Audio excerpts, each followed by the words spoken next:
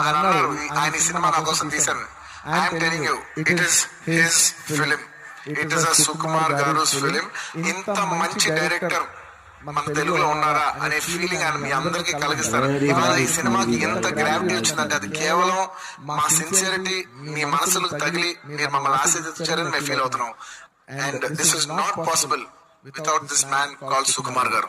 ఆయన లేకపోతే నేను లేను.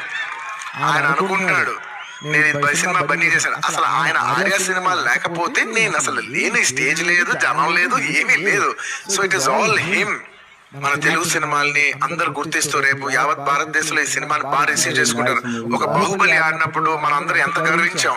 అందరూ అది హీరో ప్రభాస్ గారా లేదంటే రాజమౌళి గారా కింద మేము ఫీల్ అవ్వలేదు.